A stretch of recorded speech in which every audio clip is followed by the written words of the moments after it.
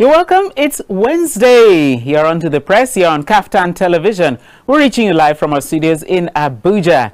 And this morning, we're going to be looking at the usual, the weather. We'll look at the front pages of the newspaper. Then we'll take a break, come back, and we'll do our interview segment. We are going to be joined by a guest in the studio this morning. My name is Mickey Atta. Let's dive straight into what the weather is reporting for us this morning, beginning from the Federal Capital Territory, where we are this morning, talking about Abuja, where the temperature is recording 26 degrees Celsius. Right now, it is partly cloudy. However, sunny conditions are expected to kick in from 3 o'clock this afternoon. Wind gusts are at 14 kilometers per hour, and the high temperature expected this morning in Abuja is 35 degrees Celsius.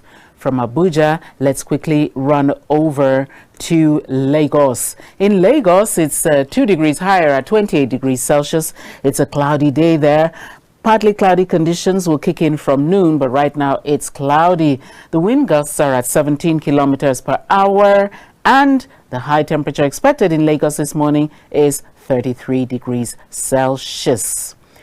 From Lagos, let's go over to the Kwara capital, talking about Ilorin, where the temperature has dropped to 1 degree to 26 degrees Celsius, and it's going to be a 10 degrees Celsius range with the highest temperature to hit 36 this morning. Partly cloudy conditions will set in from 1 o'clock. However, it's going to be a mostly cloudy day with wind gusts very, very high in Ilorin this morning at 33 kilometers per hour. Let's go further north then.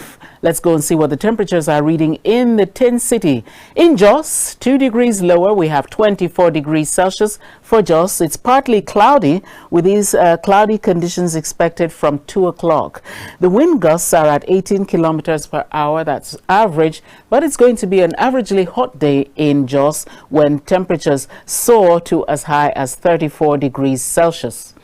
From Jos, we look at the weather conditions in Kaduna. Kaduna is mostly sunny. However, partly cloudy conditions will kick in from 4 o'clock this afternoon. Wind gusts are average at 20 kilometers per hour, but with a low temperature of 23 degrees today, Kaduna is going to be very hot when it hits the highest of 37 degrees Celsius. Our final stop this morning on the weather charts is the ancient city of Kano. Kano is sunny, one boasting sunny conditions, 26 degrees average right now, but a low temperature recorded today was 23 degrees Celsius. These sunny conditions are predicted to continue all through this Wednesday, with wind gusts quite low at 12 kilometers per hour.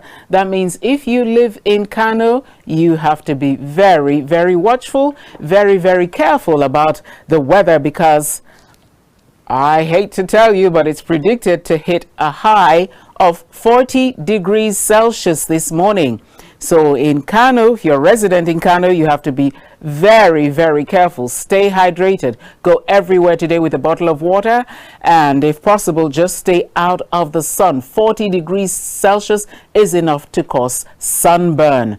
Now for Lagos, also, you have to be on the watch, because checking out the level of precipitation this morning, it's as high as 30%. So read my lips, don't quote me. It might rain in Lagos this morning. All right, that's as much as we have on the weather this morning. So with the weather done and dusted, let's look at the newspapers before me and see what the newspapers have for us in the news. Let's kick off right away with Plateau. And Plateau is trending in the Vanguard. So let's look at the front pages of the Vanguard newspaper this morning. The lead story says, Plateau outrage grows. Outrage is growing over the killings. The banner headline says here, Governor Muftwang apologizes. We also have riders to that story. It says here, as survivors recount ordeal, Nigerians dying owing due to Tinubu's incompetence. That's coming from Atiku Abubakar. Also says here, perpetrators must be brought to book. Kwankwaso, killings in Plateau, an agenda to known group, by a known group. Jonah Jang saying that, asks Tinubu to convene expanded meeting in Plateau. Northern Can condemns killings in the Plateau. You see all those stories on page 5 of this morning's Vanguard newspapers. More on insecurity within the Vanguard. Let's go beneath the picture story. You see here, Zulum Sultan, Northern Monarchs meet over insecurity. That one is on page 13 of this morning's paper. Some health stories here. Taraba, Ondo lead as Lassa. Taraba and Ondo lead as Lassa fever death toll rises to 127. That story is on page 7. Easter. Federal government declares Friday and Monday public holidays. It's on page 6. We have some other stories above the masthead. Inflation rises to 24.23% in March. That's on page 19, according to financial experts, because if you were to ask a layman like me, I would say the inflation by now must have hit 50%. Okay, Trump's tariffs, global oil volatility harming Nigeria's economy. I would think it's a global oil volatility, but that's on page 20. All the details could be found in today's Vanguard. Labor to FG, unemployment fueling kidnapping and militancy. The story is on page 8. There's another story here. Monitor Rivers Sole Administrators' activities. Speaker Abbas tasks Oversight Committee. It's on page 8. It has a rider 300 million naira hosting fund. Rivers government threatens legal action against the Nigerian Bar Association. My goodness, it's on page 12. That done, let's look at the picture stories. Recall that the Vanguard newspapers held the Vanguard Awards in Lagos, and many governors expectedly won a lot of their prizes. Well, in the picture story on the Vanguard, there are actually two. You will see on the right, awards for Governors Soludo and Diri. Okay.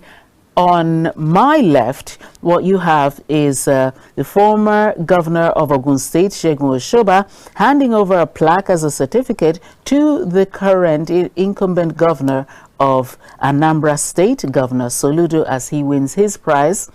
Same governor, ex-governor Oshoba, is handing over a certificate and a plaque to the smiling Bayelsa State Governor Doye Diri, who's receiving his awards within the Vanguard Awards. So you have here Remo Olusegun Oshoba, former governor of Ogun State, presenting Good Governance Award to Governor Charles Soludo of Anambra at the Vanguard Personality of the Year Awards. We have Governor of Good Governance Award as well to Governor Doye Diri of Bayelsa State at the same Vanguard Personality of the Year Award that took place over the weekend. Right, we finished with the Vanguard. Let's go and see what we have on the front cover of the Guardian newspapers this morning. The Guardian is talking about these Ponzi schemes and how much Nigerians are losing. Ponzi scheme closure in the news in many of the newspapers this morning. Let's see how the Guardian captured it. Their banner headline says, desperate Nigerians lose over 1.7 trillion naira to Ponzi schemes in 9 years. 3 ways or 5 ways to spot a Ponzi scheme. So you want to pick up a copy of this morning's Guardian to get more tips on how to be very cautious about being a victim of a Ponzi scheme. There are pictorial indications there, and there are illustrations, so you want to take a look at it. The full story is on page 6 this morning. In other stories, Natasha, still in the news, Natasha's sexual harassment allegation watery, contradictory. So says Agbakoba. We have 2027. Atiku, PDP youths bicker on alliance as Makinde voices capacity to lead Nigeria. What is Governor Makinde saying? Well, find out all the details in this morning's Guardian. Nigerians are dying due to Tinubu's incompetence. Atiku claims that. Find out that as well. IGP vows justice as Muftwang visits grieving Plateau communities. It's all on the Plateau killings, and like we've told you in the news, the killings still ongoing even up till yesterday. Let's see here. Reps inaugurate 21-member committee to make laws for rivers. That is Also, there's another picture story at the top, well, a picture of the Rivers State Sole Administrator, and the story says Rivers vows to recover 300 million naira from NBA and threatens legal action. Whoa. Inflation resumes upward trend, rises to 24.23% in March. Address pervasive killings decisively, Kegama tells Tinubu. Okay, so much for The Guardian this morning. Let us look at, let's take a look at Leadership newspaper this morning. Leadership is saying here, we failed you, Governor Mufwang begs Plateau communities. This morning's Leadership leads with that story. They are saying that we failed you. The writer says here, every community must defend itself. Every community is now advised to defend itself. How? With what? Perpetrators' days are numbered, so says the Inspector General of Police. Northern youths, Zumunta, condemn killings. Trump's tariffs threatening Nigeria's oil revenue. That's a warning on page 7 of this morning's Leadership. Illegal mining site slide kills 4 in Niger. We have here, Trump blasts Zelensky for starting Ukraine war. That's on page 7. Nigeria's inflation rate in all the news this morning, it hits 24.23%. 27 hospitalized. Oh my goodness. 27 people hospitalized over the crash of CBEX trading platform. So some people must have been hospitalized with high blood pressure, hypertension, and the like when they heard about all the money they had lost. Why go into a Ponzi scheme? You know, it's a hit or miss, and usually a miss. So we sympathize with you, but I mean, you brought the blood pressure, the hospitalization upon your own self. That was a Ponzi scheme, and you knew it. Tinubu will do 8 years as president, so says PDP governors. PDP governors saying that. Wow, find out all the details on page 26 of this morning's Leadership. And the last story here, reps inaugurate oversight committee on rivers. Okay, let's go over to the Daily Trust. The Daily Trust is still continuing with this Ponzi scheme issue. It says how thousands of Nigerians lost 1.3 trillion naira to scam. Citizens need financial education. I think I'll agree with that expert. Nigerians have lost 1.3 trillion. How much do Nigerians have to lose so much? All to these scams and Ponzi schemes. We have another story here. Nigeria moving backwards under Tinubu, El Rufai alleges. Oh, find out all the details in the Daily Trust this morning. We have other stories here. Right under the masthead, it says here, killings, enough is enough. Northern traditional rulers. Prices of ginger, gari, others push inflation to 24.23%. Another story here says Tinubu laying foundation for Nigeria's prosperity. Who says that? Barrow. What paper? Daily Trust. Find out all the details. Pick up a copy of the newspaper. All right, let's look at the Punch. The Punch. Punchy story this morning, as it says here, about the Ponzi scheme still. Their lead story and banner headline goes, Interpol joins EFCC in 1.3 trillion naira CBEX probe. It's on page 2 with the writer. EFCC cracks down on other Ponzi schemes. Police shut CBEX office. Victims recount losses. It's a lose-lose situation with this CBEX, but we're relying on the EFCC. Trust them. They're going to be able possibly to find some, if not all. I know they will find some of the scammers, but Nigerians, you really need to beware. Right, so much for Ponzi schemes and scamming. Let's see what else is on the front cover of this morning's Punch newspaper. Tinubu inherited an economy on life support. Umahi is saying so on page 26. 2027, I have capacity to be president, says Makinde. That story is on page 34. What is he saying? What is he telling us? Find out on page 34. Hausa community backs Olubadan's removal of Sarkin Sasa. Lassa fever kills 127 in 18 states. We'll petition NFF over dad's unpaid wages. Christian Chukwu's son, the late Christian Chukwu, died without his wages being completely paid. His son is saying they're going to petition the Nigerian Football Federation over the mini. We have a beautiful picture story there. It says here, Sanwo-Olu inaugurates courthouse for commercial disputes. Wow, beautiful one, all blue and cream. And the inset picture shows the governor of Lagos State, Babajide Sanwo-Olu, cutting the tape to declare the buildings open. Let's go to the top. It says here from my left to right, Defense Minister, Service Chiefs review security strategies. Federation account allocation falls third straight month to 1.57 trillion naira. Oil slump. Trump tariffs put Nigeria's economy at risk. Federal government.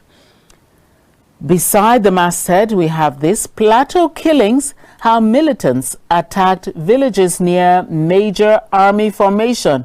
Whoa!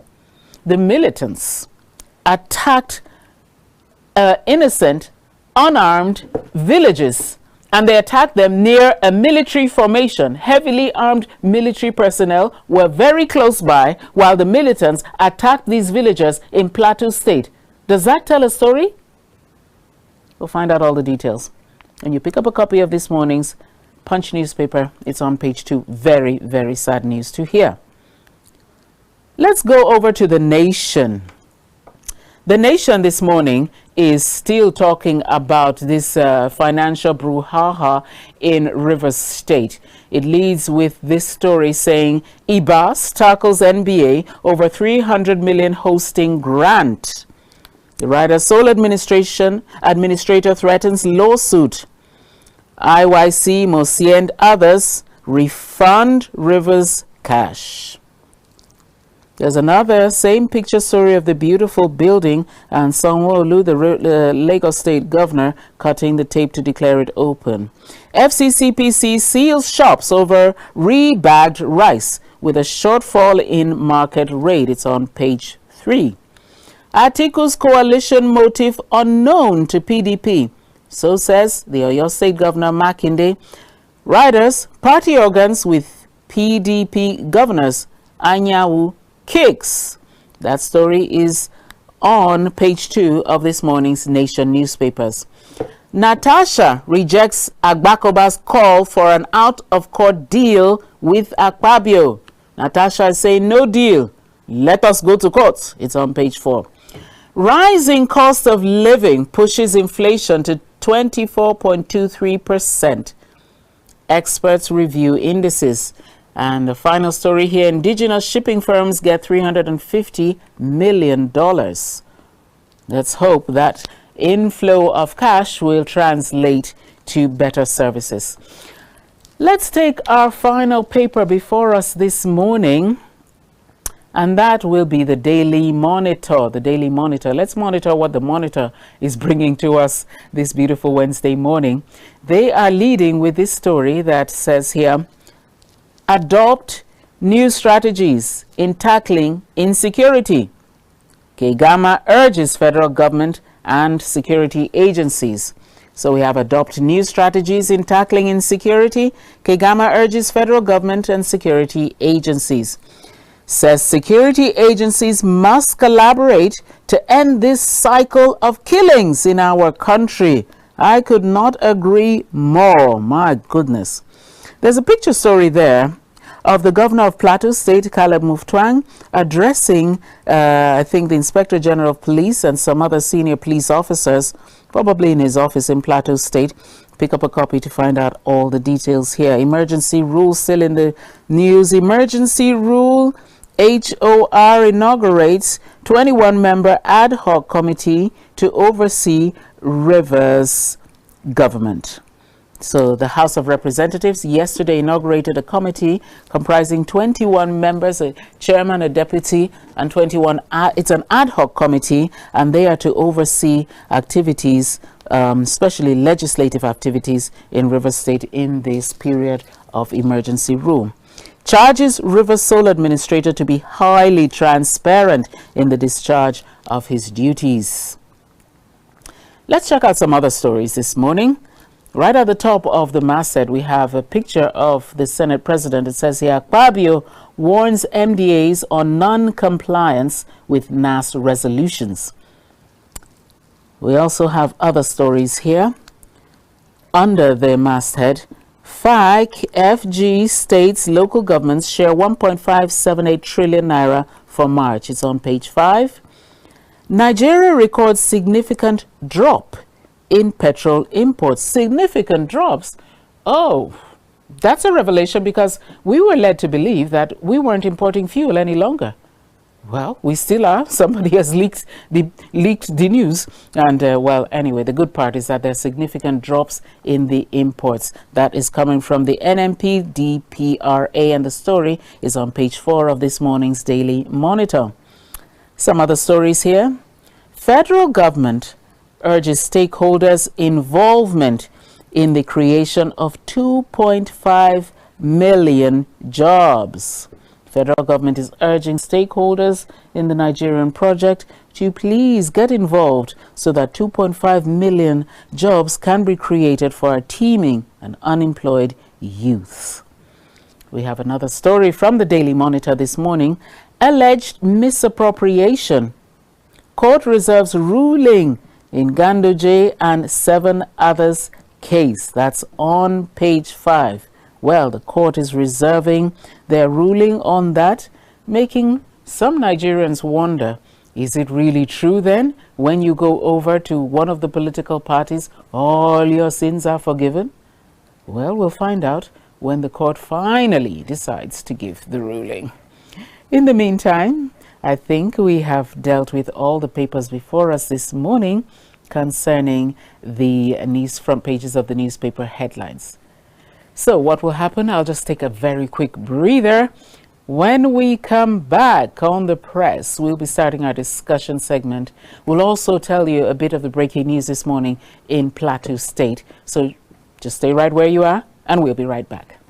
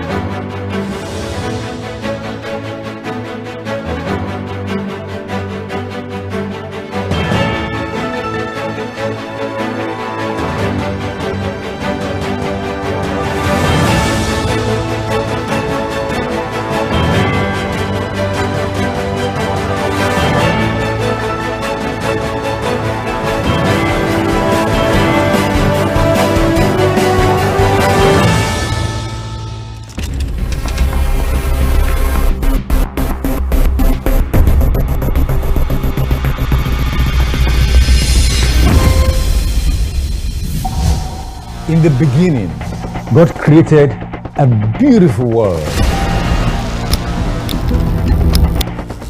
3, 2, 1.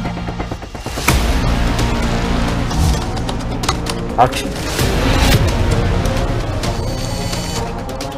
And that's why, at Kaftan Television, we imagine a beautiful world.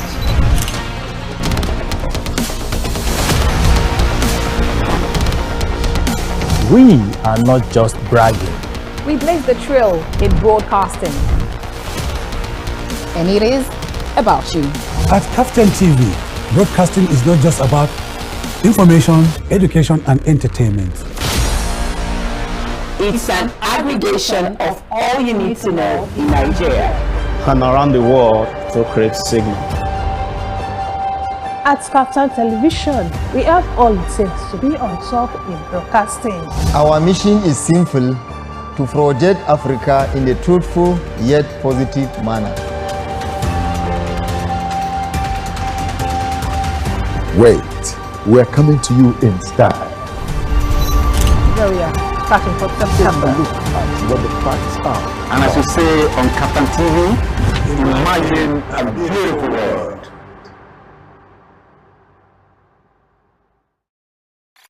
Imagine Imagine a beautiful world.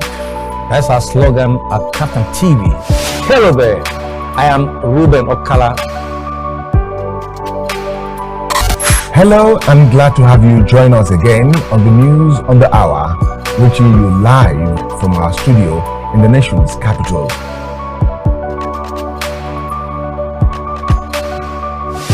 And that has been the news. Many thanks for watching. My name is Fatima Abbas Hassan. I'm here cutting Baba today. I am Kirian Omaya. The politics of Lagos State is still very much in the hands of the leaders. My name is Dayo Omogun. I've not done a change of name. To Adebayo Film and Theatre Arts Network. We always dish out beautiful material.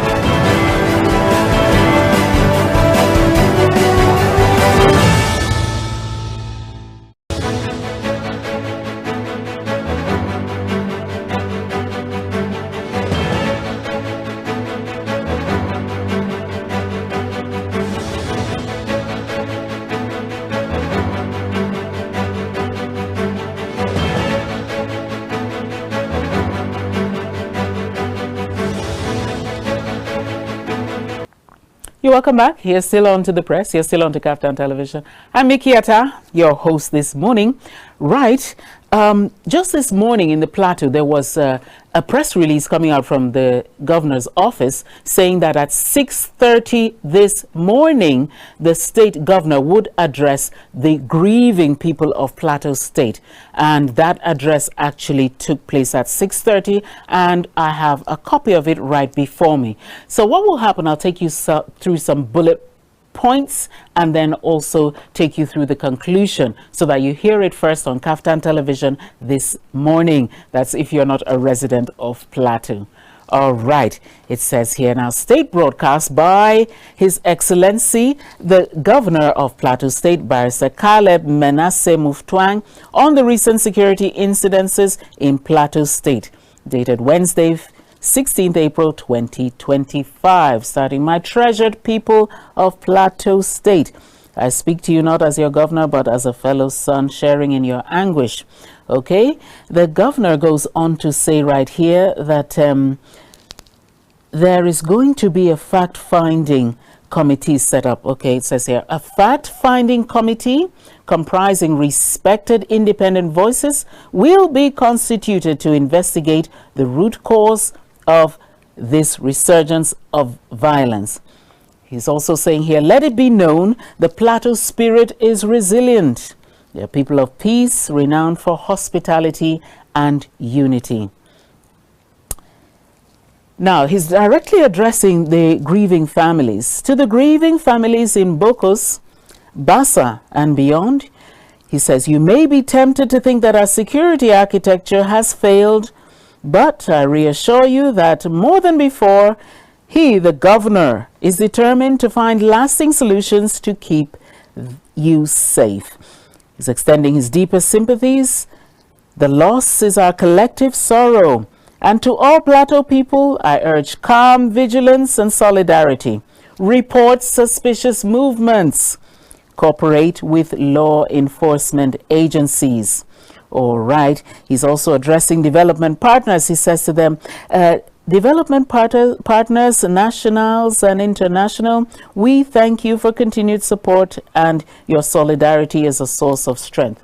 Now, the governor is making a very salient warning here. He says, let's rise above fear and bitterness. Unite to reclaim land and dignity. He says there should be no revenge killings. The governor, I'm quoting him verbatim here, saying, reject retaliation. Justice will be pursued with resolve. That's a very good one, because if justice is not pursued, there's a tendency to want retaliation in the state. All right. So those are essentially the bullet points of the state broadcast by the Plateau State Governor very early this morning. Barrister Caleb Menasse Muftwang addressed his people this morning shortly before we understand that he is going on another, because this is about like the third, at least, since the killings began, he's going on another visit to some of the communities, those who were recently killed, like on Monday, as well as Tuesday, there were killings in Plateau. So even from me, Mickey Atan, from all of us in Kaftan Television, we extend our sincere sympathies to the grieving families and to the entire people of Plateau State over this wanton carnage, killing and destruction. We are also with you on it, and we sincerely hope that the criminals are brought to book and that the killing ends very soon. All right. That was the address, at least bullet points of the address by Governor Muftwang, Caleb Muftwang of Plateau State, to the indigents of Plateau State. And that can extend essentially to other areas where there is killing going on in Nigeria. Let me take a very quick break. When I come back, I'm going to be joined by a guest in-house, and we'll be tackling some of the issues in the news this morning. So please stay right where you are.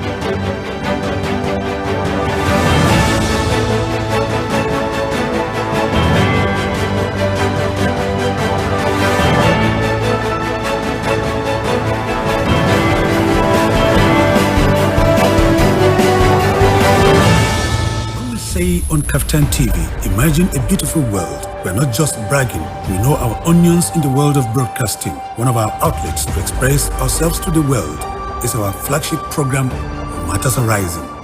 Join veteran broadcaster Ruben Okala and our crack team live. And they give us a high price, and we just say, Nigeria, we ready? As I said earlier, the lyrics is up, talking about the old new national. On Kaftan TV, StarTimes channel 480 and 124, as well as NIGCOMSAT frequency 12518, symbol rate 29500. Monday to Friday at 8 p.m. live. You can join the conversation by calling this phone number 0802-993-8365. It's dramatic and insightful. Don't miss it. Please join us. you want wider patronage of your goods and services? Do you want your goods and services to have traction? Do you desire to make more sales and increase your return on investment? KAFTAN TV has got you covered because you can achieve all this with reasonable amounts of money. With modest charges, we are the best around here for advertising and products promotion. Whatever you want to say it for us on KAFTAN TV.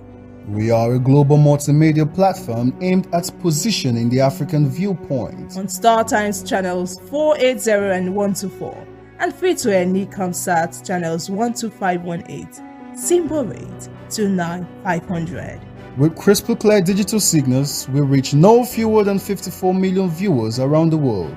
For advert bookings and sponsorship of programs, please call Silas on 081 615 19559, Khadija on 070 713 72115, or Ruben on 080 234 47703.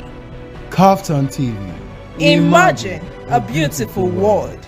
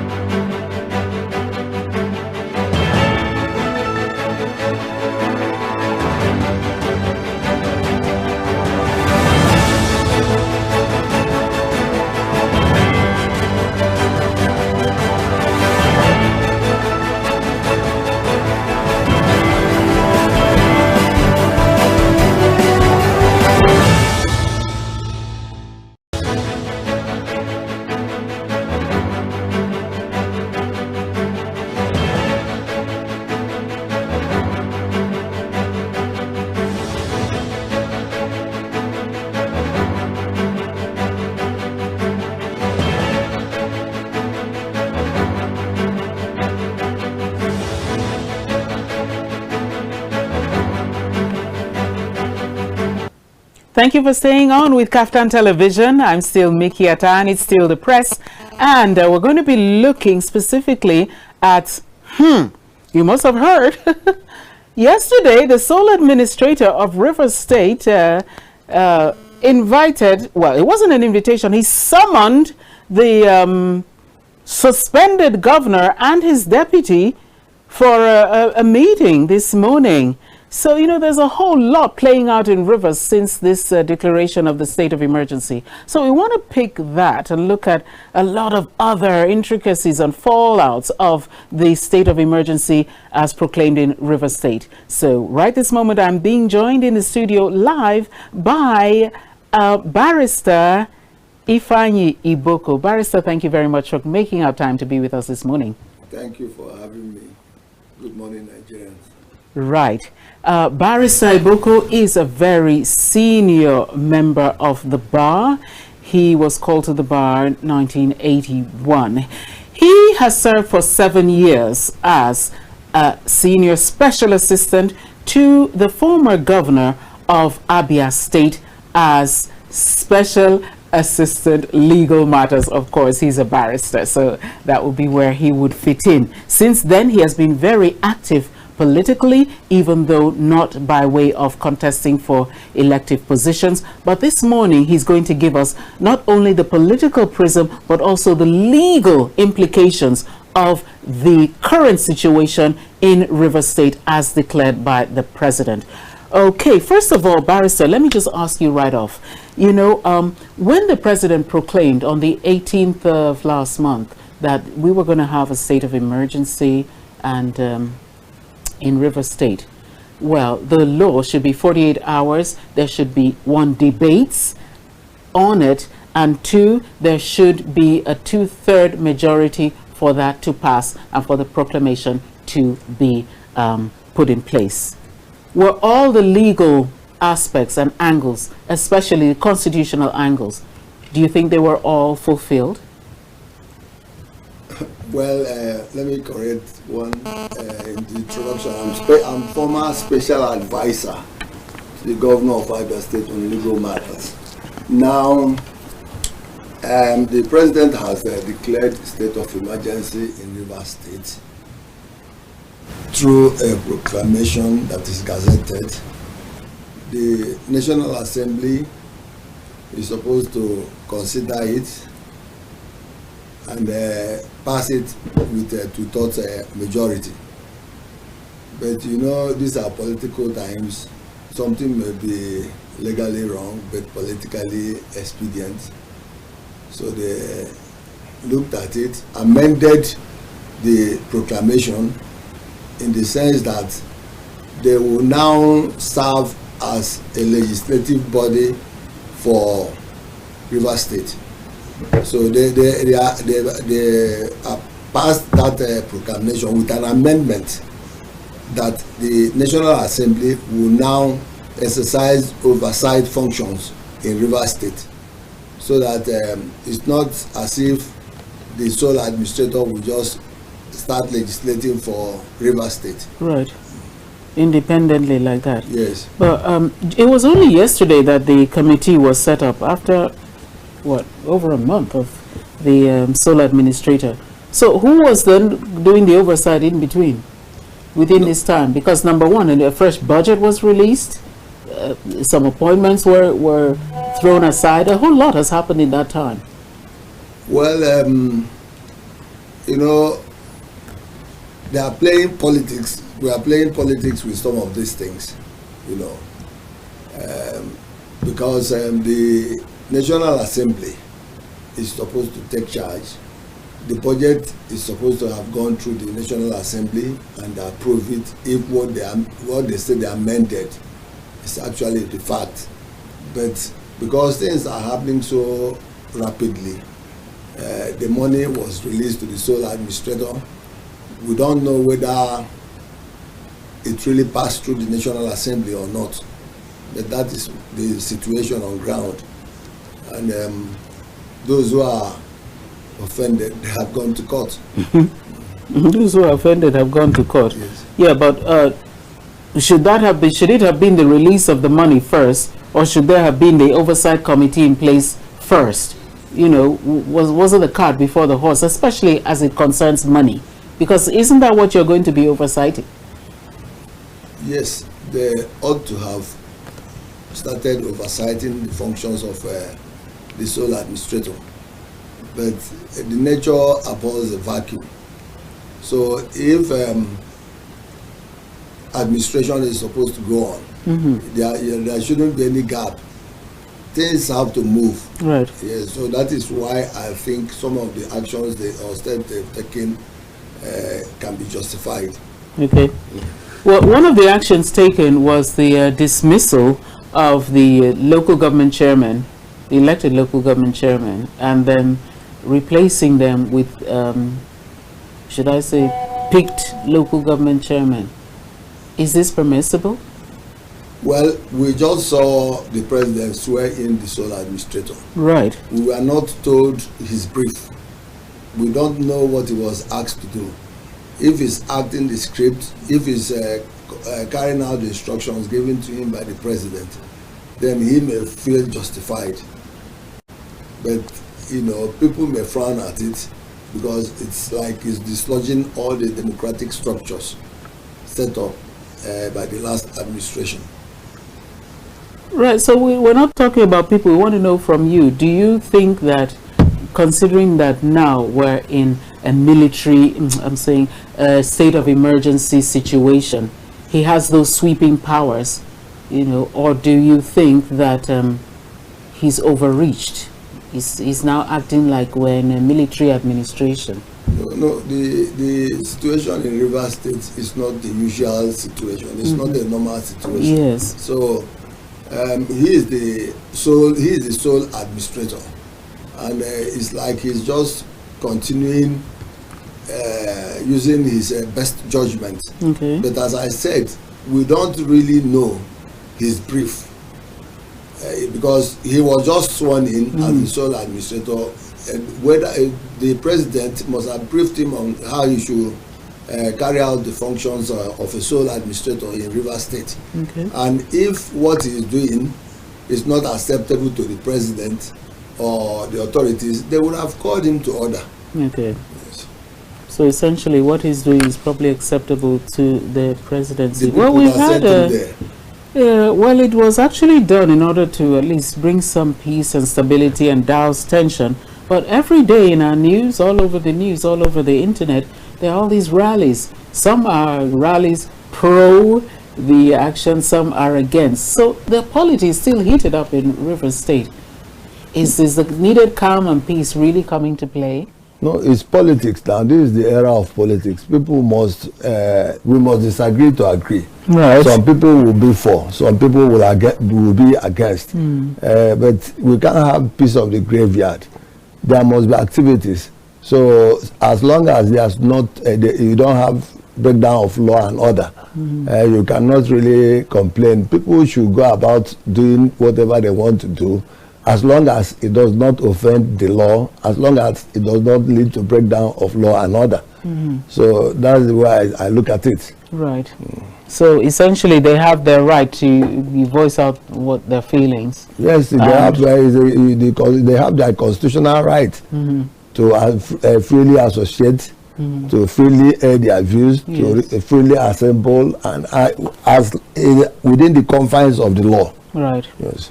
Okay. Well, right now, the committee was only just sworn in like yesterday afternoon. In fact, we don't know all the members because some of those to even be sworn in were not present.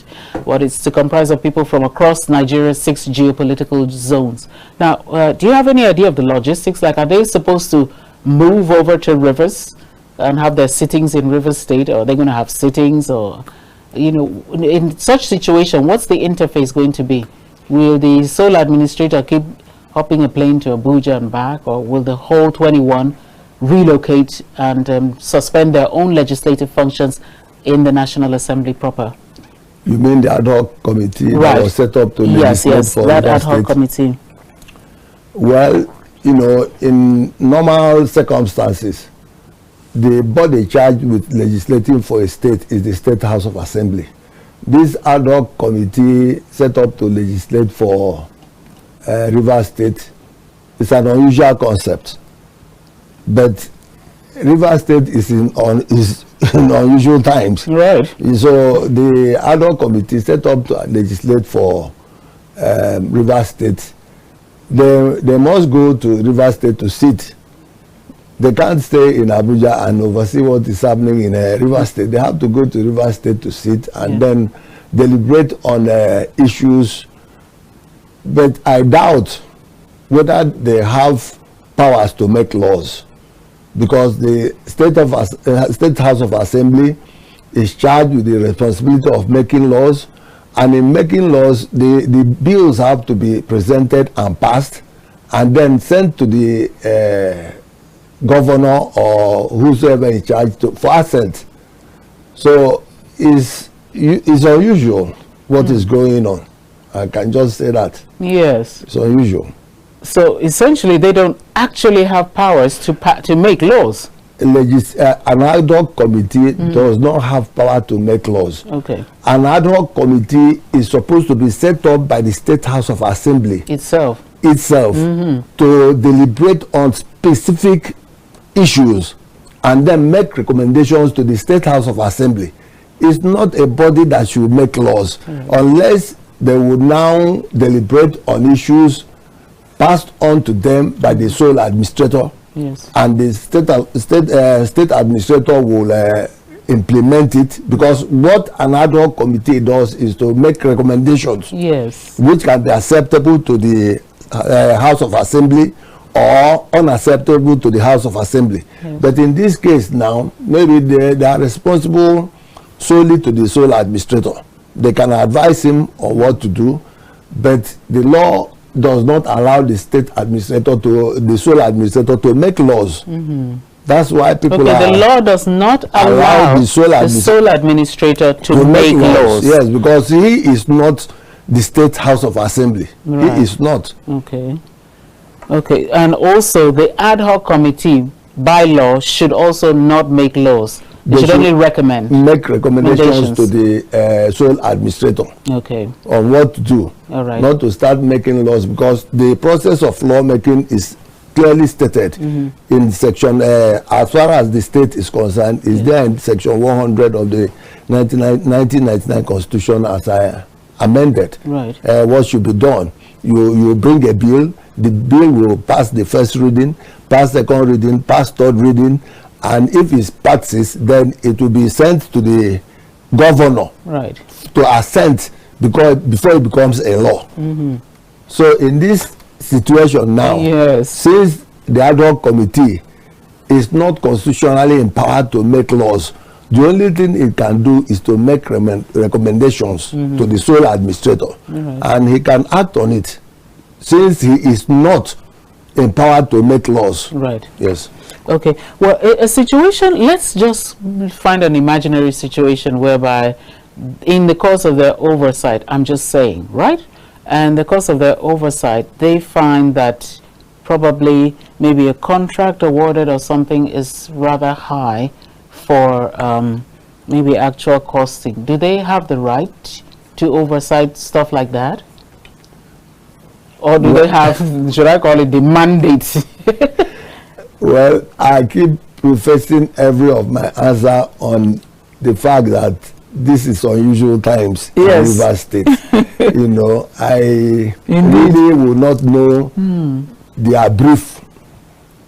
You know, if you appoint somebody and give him an assignment, you have to give him terms of reference within which he should operate. Yes. So if you start going to investigate contracts that were awarded before you came, I don't know whether maybe after they came, whether that is part of the brief of the sole administrator. I don't know whether it's part of the brief of the sole administrator. He is supposed to restore peace if there is security breach or threat to security of the state. That is what he is supposed to go and restore. Yes. And then make sure that people go about their normal business without being molested.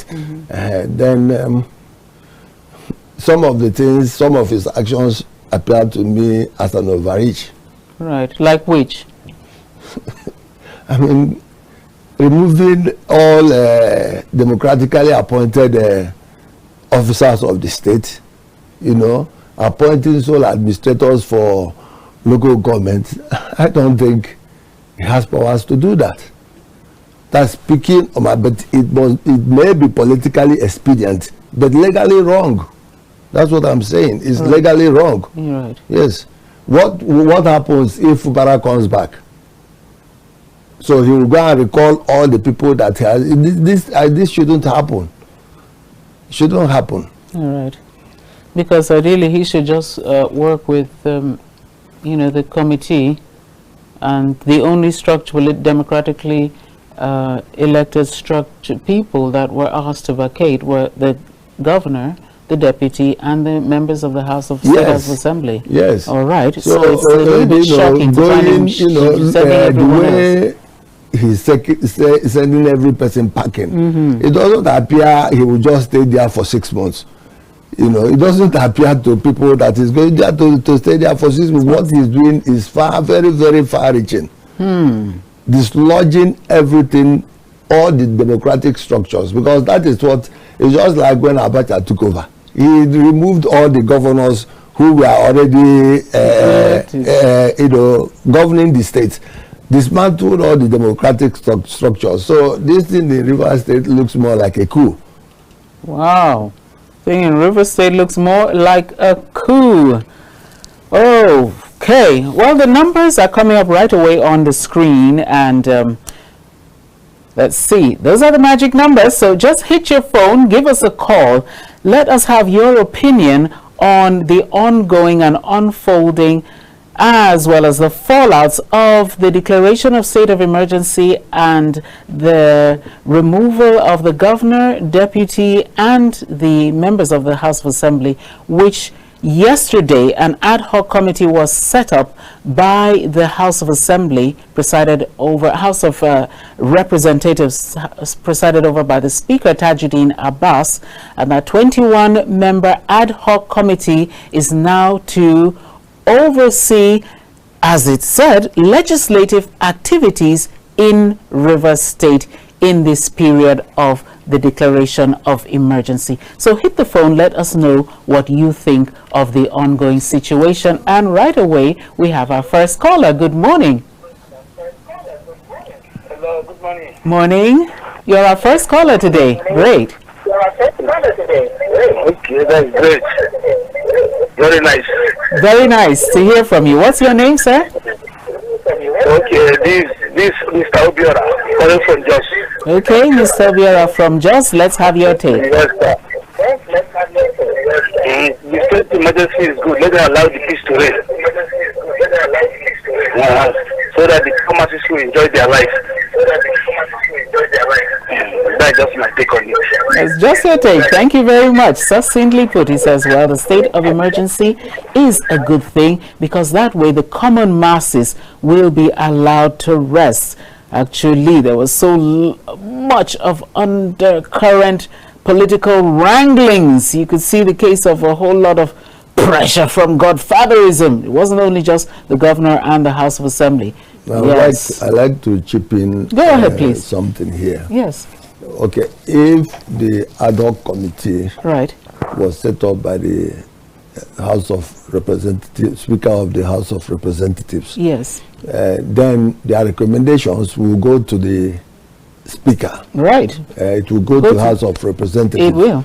And then they will now exercise legislative functions, maybe accept that recommendations, yes, make it into a law, because that House of Representatives now can double as River State House of Assembly. Since the River State House of Assembly has been suspended. So the recommendations of the ad hoc committee goes to the House of Representatives. They can now make it into a law that will be binding because they have legislative powers as well bestowed on them by the Constitution. Right. So well, that was the clarification we were actually looking for. Thank you very much, my chief. So let's take another caller this morning. Good morning.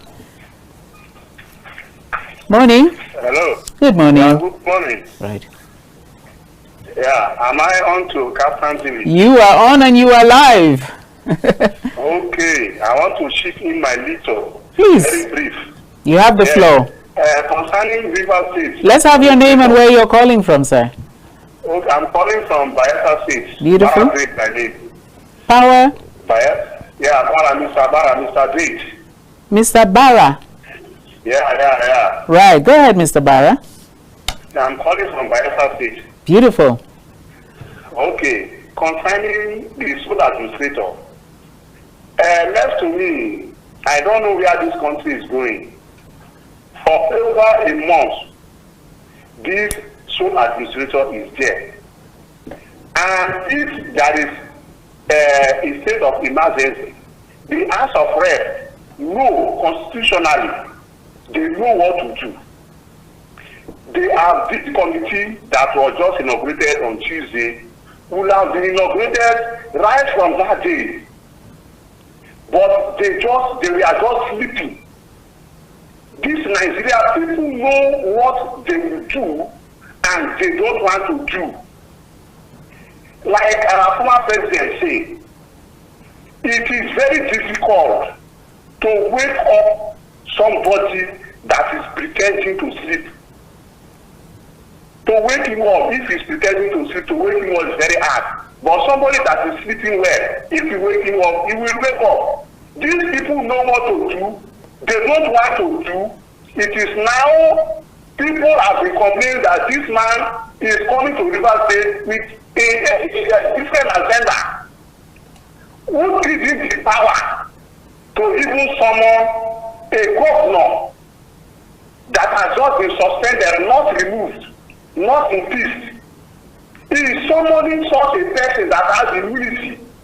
Do you think If their people are conversant with the laws, the rules and regulations of this country, the grammar of this country, I wonder what people are doing in this country. They are taking people for granted. This is what was happening in Sudan. This is what was happening in Afghanistan. All those problems, these are the things that led to this kind of problem. Well, when you have the people that are supposed to hold the law are deviating from the law, what will the ordinary person do? We have to help ourselves. I don't want to stress you. But there's no that there is time for everything. I am not supporting Fobara. I am not supporting anybody. But this is a constitutional matter. This is a democratical matter. All right. And if the people that are supposed to correct these abnormalities refuse to correct it, I know one day it will be corrected. One day. Thank you and God bless. Thank you for your take. That was Mr. Bora calling from Bielsa, saying that those tasked with the responsibility of making the laws don't seem to even be observing them. Is that the case in Nigeria? Let's hear from you. Good morning. Good morning, Barrister. You are on to SMD calling from Lagos. Right, the barrister can hear you. FMD from Lagos, you're welcome. Thank you very much, Barrister. I think from all indications, Barrister has spoken well, but to my own opinion, what I would call on this, our policy makers, the critical stakeholders, the managers of our nation affairs should be very, very much vigilant and alert in terms of defending our democracy. And I strongly believe we need justice reform, we need entirely police reform, we need governance reform, because believe in me, like I always made mention, we don't have any other country than Nigeria. There is no any country in the world that will accept black Africans 200 million as IDPs. Rebuilding our nation is our responsibility. Building our nation is a collective responsibility. If we there mess up with these chances we are having, believe in me, the predicament we're experiencing today, I don't know, I'm not praying for that, but believe in me, the policy makers, the managers of our nation affairs, the governance, the security must be very, very vigilant and alert. And at this point in time, we must do the needful. Otherwise, we keep on going in this present predicament, which I don't pray for. What is the needful? What's the needful we should do?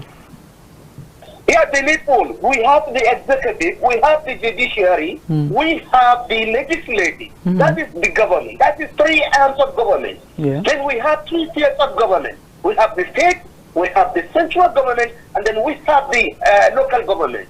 I mean, are we for real? What is the needful we should do?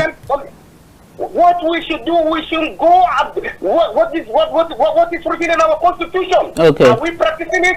Are we practicing real democracy, or we are practicing militant democracy? That is the question I'm asking. Right. The Thank Constitution you. has mentioned everything.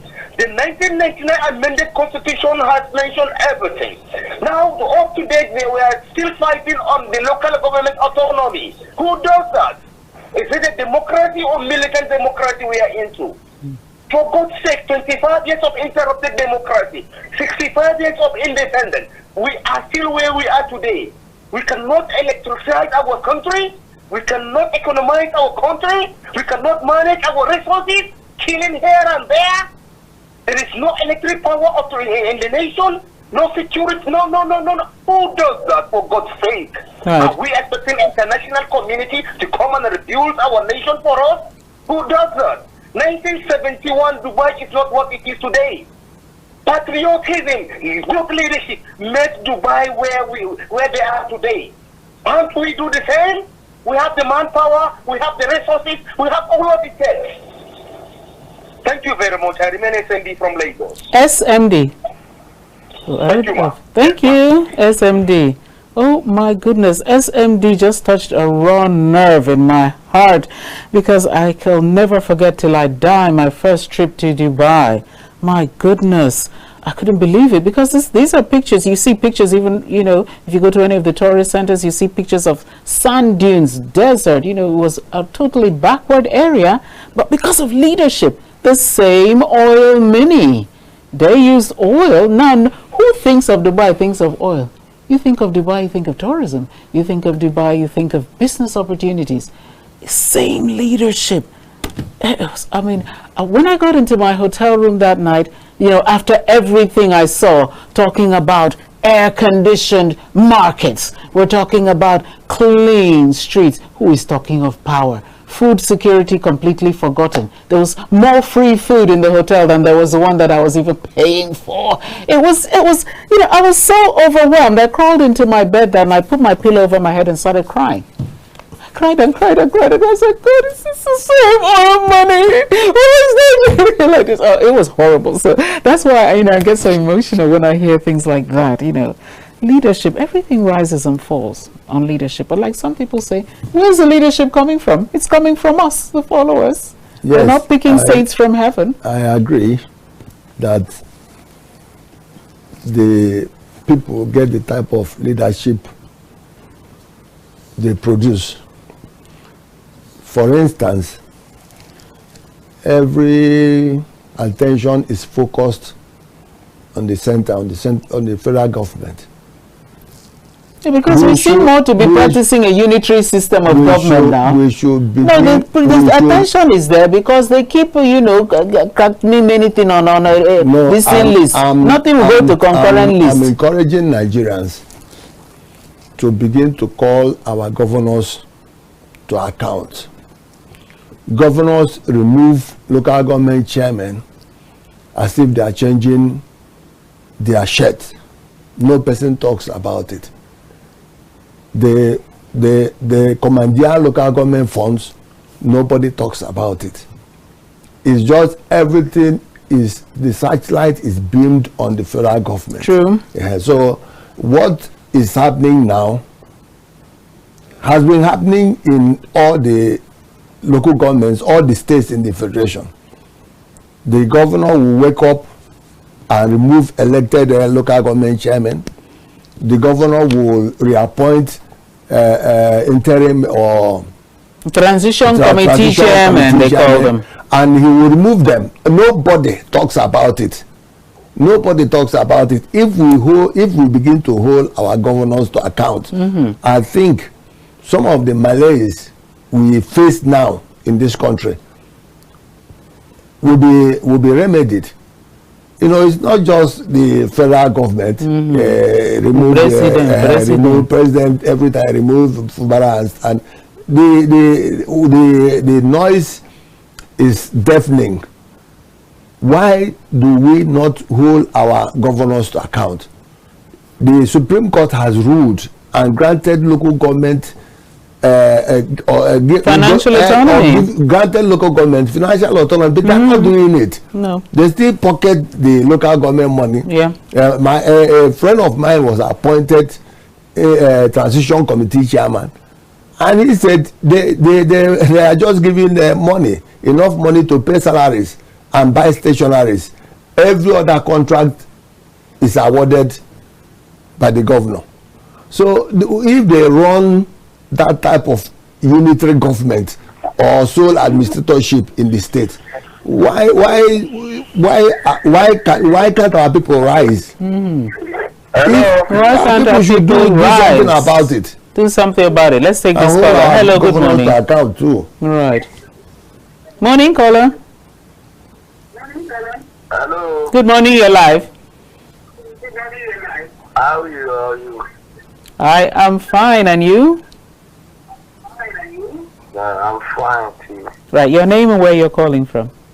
I'm coming from Kogi State. Beautiful. You are welcome. You are welcome. What's your name? My name is IP. IP. Yeah. Yeah, go ahead. God bless you. God bless you. I'm talking about government. The government of the day. How people are advising our president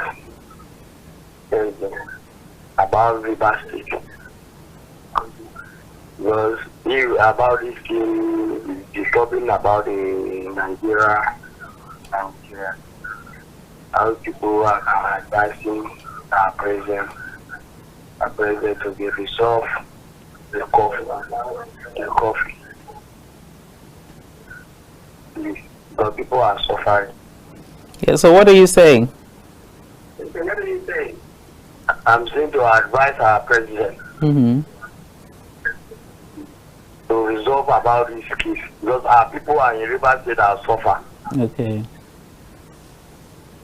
But thank you very much. Well, the president has offered this as a resolution. That's why he appointed a sole administrator, and he's asked for a 6-month window in which the resolution of some of the impasse would be carried out. So are you saying you're not satisfied with it, or you have other suggestions to make? Keep those calls coming in. That's the number right there on the screen this morning. So, Barrister, you were trying to tell us, like, the people, like we've noticed it as well. Why are people always going 10 about, especially about these economic woes and sufferings? Because as soon as they keep saying, as soon as the President Tinubu said no more subsidy, everyone started suffering. But nobody talks about how when he said so, the monies from the subsidies were channeled to the different state governors with no commensurate level of development, level of improvement, raising people out from poverty. Look at China. China was very, very deliberate. This is our goal. We're raising these people out of poverty. We're raising these ones to millionaires. Have you heard that from any state governor? And like you rightly pointed out, the people just sit very contentedly. Why? Let's listen to this caller, then you'll answer that question. Caller, turn down the volume on your television set. There's a holdback. Okay, do that and call us back. Yeah, go ahead. That is why I'm calling on Nigerians to begin to hold their governors to account. Right. The whole thing is being centered on the central government. What have our governors, what have they done with the monies they are given? I'm surprised and disheartened that a governor of a state should pocket 80-point-something billion and nothing has happened. We hear he is wanting to come to the Senate. Kogi people are not saying anything. Why is it like that? We allow our governors to commit murder and go away with it. If we begin to call our governors to question and ask questions, the necessary questions, I think the idea of creation of states is to bring government nearer to the people. The idea of creating local government areas is to bring government nearer to the people. So if this thing, all the political patronages are evenly distributed, I don't think this too much attention being focused on the federal government will arise. So I'm encouraging our people, Nigerians, they should wake up and hold our governors to account. Let them come and tell us what they are doing with all the monies they are given. And then when such issues as the River State situation comes up, it will be addressed. But I think it's more of political issue. Yes. Right, turn down the volume on your television set. Let's take your call. Have you done that? Oh, mind you, let me just come in. Have you done that? Oh, we lost him. Okay, please do well to call back. But before you call, please turn down the volume on your television set. And once you're connected, please let's know your name, where you're calling from. Go straight to the point. Right. Barrister. So, in politics, everything is politically right. Everything is politically right. Everything? The person wielding the power. Because what can you do? You go to court, and the court will give it, you can't go and challenge him physically. You still have to follow all the democratically laid down ways of doing things. Go to court, challenge what happened. And people play politics, and knowing that even the court processes takes time. By the time you are done with the court, the whole emphasis will have shifted to other issues. True. So that is the politics in it. No. So that is. All right, let's take this caller. Morning. Good morning, ma'am. Morning. This is Prince Adishida calling from Akure, Ondo State. Akure, Ondo State. Wow. Morning, Prince. Yes, ma'am. Yes. Good morning, ma'am. Yeah. Good morning, sir. Thank you. Yeah, good to join your program. It's good to have you. Let's have your take. All right, ma'am. I pity this country because we have a great musician. He sang a song. He said, "Are we moving forward or we are going backward in this country?" Because what we are facing. Lost a call. Prince Additional, please do well to connect back. We didn't even get to know who the musician was. We didn't even get to know what it was.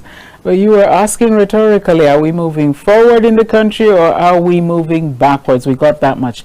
Call us back. Let's hear your take. Right now we have Mazi Okorafor.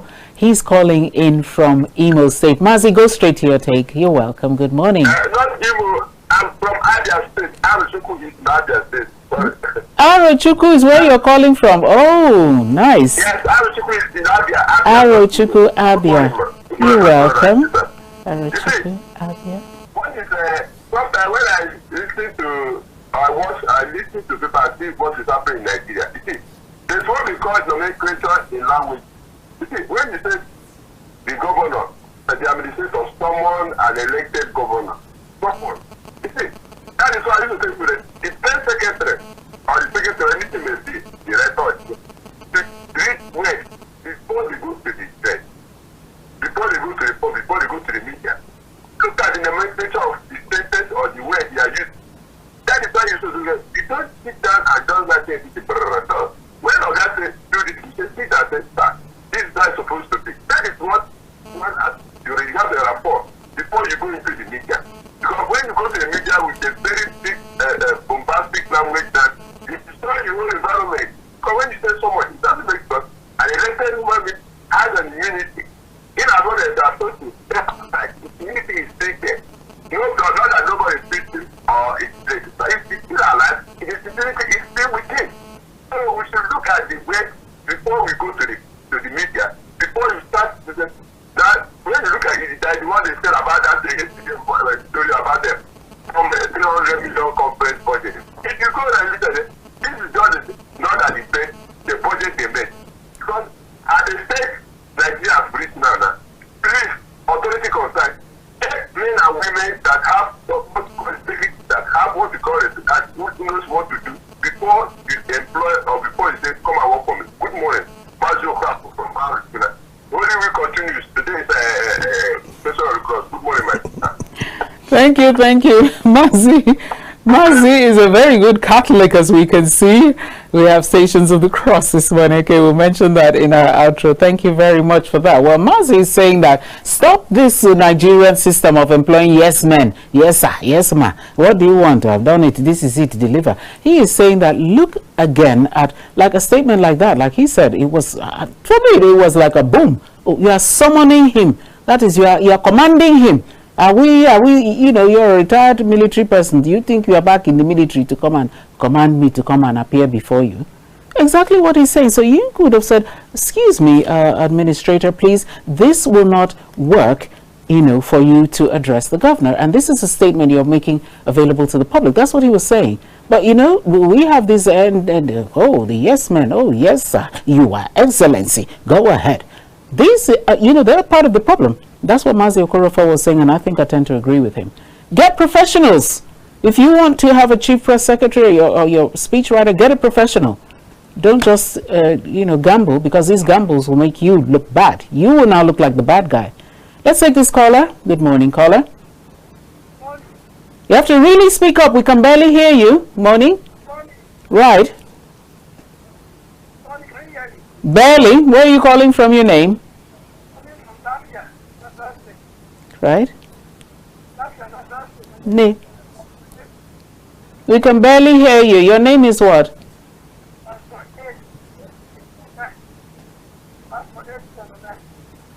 Pastor.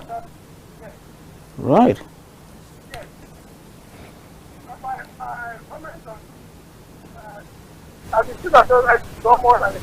So we can barely hear you. Either speak up or maybe you call back. Yeah, can you hear me now? You know, barely. Can you hear me? Yes. What I'm saying is this, right? It's so that it's better.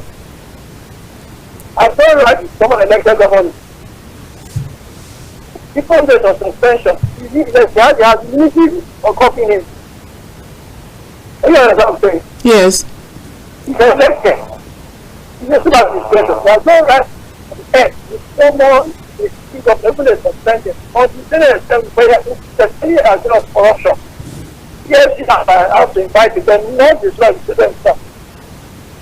I say, yeah, how do you have such right? So I think it's going to create more problems than good if you don't watch what it's done.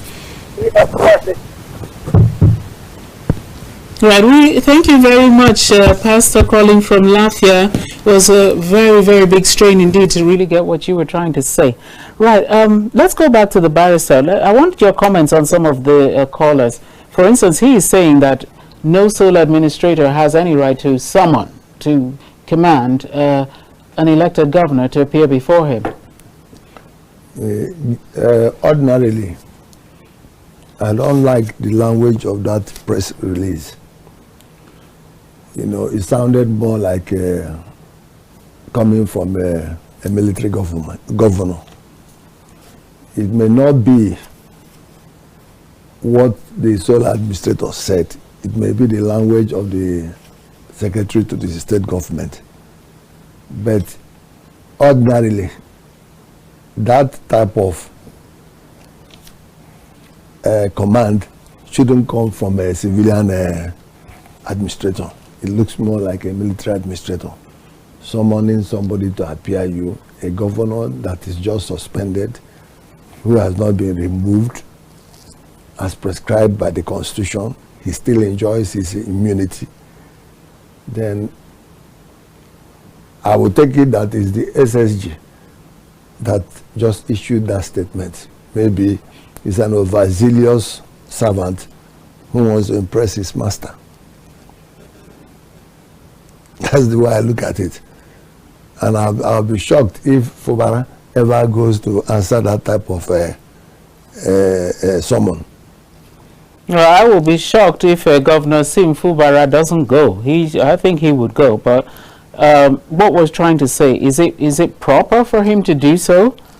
Let's forget whoever wrote it. It's out. It's in the press. It's in the public domain. You have been summoned to appear before me. Does he have the right to summon him?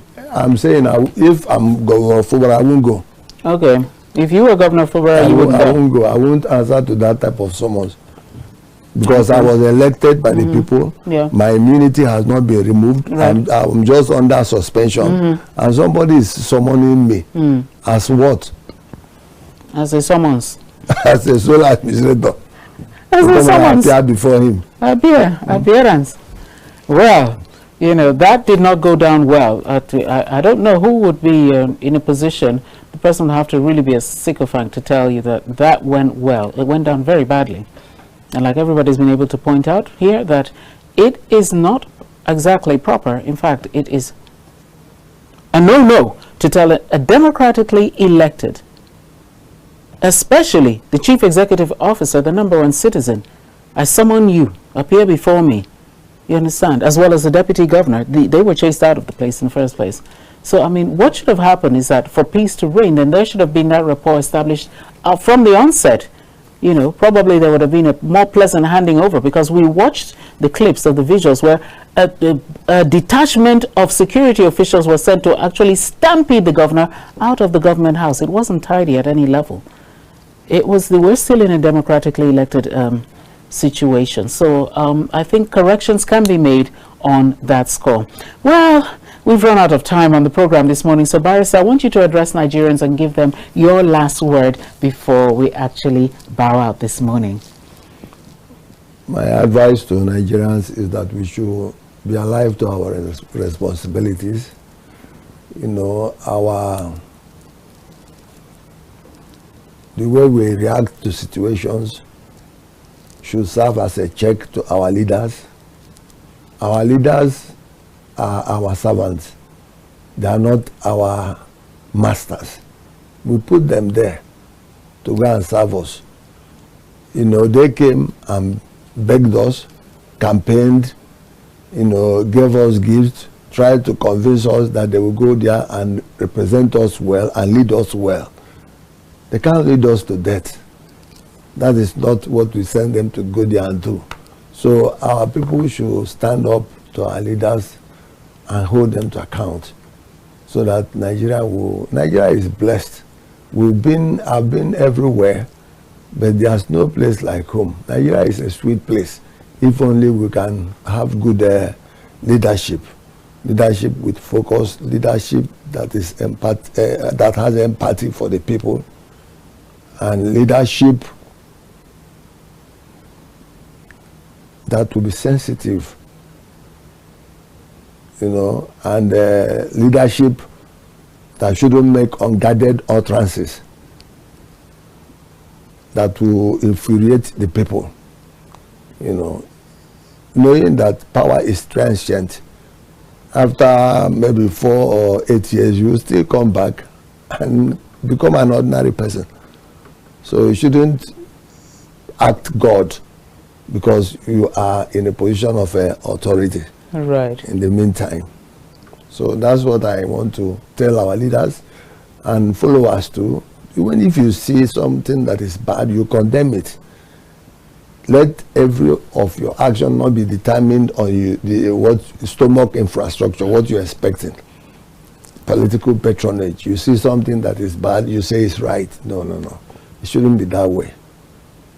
And if the system has pauperized people, because they say that, you know, poverty is a very good instrument in the hands of a bureaucrat.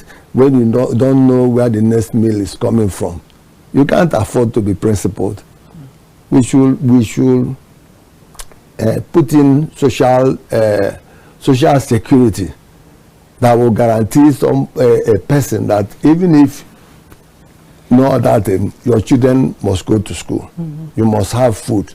That is the type of social security that they have abroad that make people to be principled. You can stand up to the president, you can stand up to the governor and say, I won't do this, knowing that they cannot just sack you and everything comes to an end. You still have the social net to fall back on, where you have, even if you're not working, you'll be given monthly stipend. Even if you don't have money, your children will still go to school. Even if you don't have money, you can still enjoy good health care. Right. Oh my goodness, the phones are still buzzing, but we're totally out of time. We just have like 60 seconds left. So I must thank you, Barrister Ifeanyi Boko. Thank you very much for sparing the time to come into the studios live this morning. Thank you very much. Right, just like the barrister said, he's talking to our leaders and he said, please do not play God. Do not play God when you're in a position of authority. Remember, power is transient. Right, I must thank you, Mr. Obiora, you called in from Jos. HB Bara, you called from Elsa. We had SMD from Lagos. You're becoming a regular caller. Thank you very much. We had IP calling from Kogi. Prince Adeshina, you called in from Akure, Ondo State. We had Mazi Okorafo, who called in from Abia State, and the pastor from Lafia, Nasarawa State. All of you, thank you very much for your calls this morning. Thank you very much, our production team, led by Divine, Dabrila, and everyone behind the scenes who made sure we were able to live stream this morning. Right, my name is Miki Atta. Like Mazi said, we're still in the Holy Week, and it's going to be Good Friday in a couple of days, and then Easter. So we're wishing you a very, very, very peaceful Holy Week and a prosperous, beautiful midweek day. Right, stay on with Kaftan Television for the rest of our programming. For us on the press, I'm out. Bye-bye.